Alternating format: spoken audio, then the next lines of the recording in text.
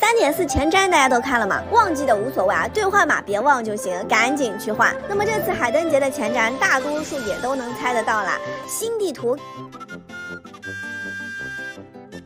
该有的签到10连和自选4星都是有的。大家是准备换行充香菱还是瑶瑶呢？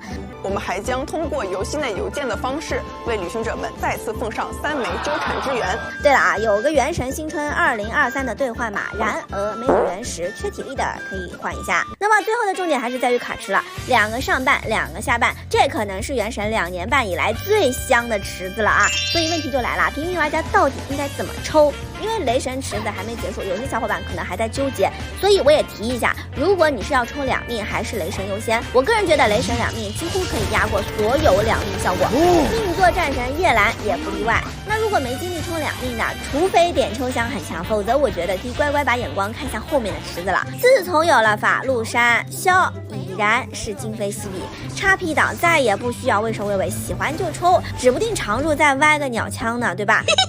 至于阿尔海森啊，就有点一言难尽了。单就倍率而言，目前的信息显示他不是很强。这么好的人设，一度让我想到到期的8重。老实说，有点可惜。但是如果考虑到草雷反应之类的，那或许他也不至于很差。毕竟如今克勤也算 T1 了，对吧？他技能既然已经超了，实力上怎么说也得比克勤好吧？否则策划怎么好意思呢？当然，具体情况还是要等出来以后再看。至于武器池，虽然有高爆伤，但没有很推荐，因为目光全在下半了呀。米哈游这次过年总算良心了一次。首先角色池，如果大家抽0命，叶兰很强，0命西风宫就能玩转那如果是准备抽1命的话，2个都推荐。叶兰1命循环舒服，可以安心堆生命。胡桃1命依旧是最强火 C， 看你缺不缺伤害了啊。当然啦，叶兰也是能输出能辅助的，按需选择。至于0命胡桃，手感还是差了点，实在是缺主 C 的啊，抽了也不亏。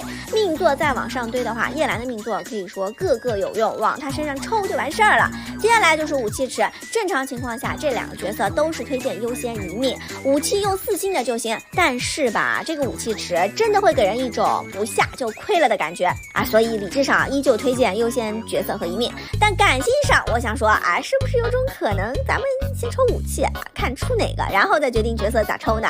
这样可以完美的治好某些玩家的纠结。当然了啊，也是有点风险的哈只是提供这么个思路，毕竟这2把武器都是很好的，弱水的高爆伤给公子之类的都能很完美的发挥，泛用性很强。然而我却听到有些人说护魔不行了。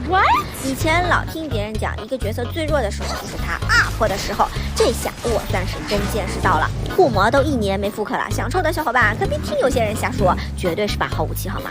网上的意思可能是泛用性差了点，但是中里有吧，或者消再往后相里也能用强度都是很在线的。总之这次真正做到了抽到哪个都不亏，比雷神这次的武器池要香不少好了，以上就是我个人比较理性的一些看法，叉 P 党根据自己喜好就行。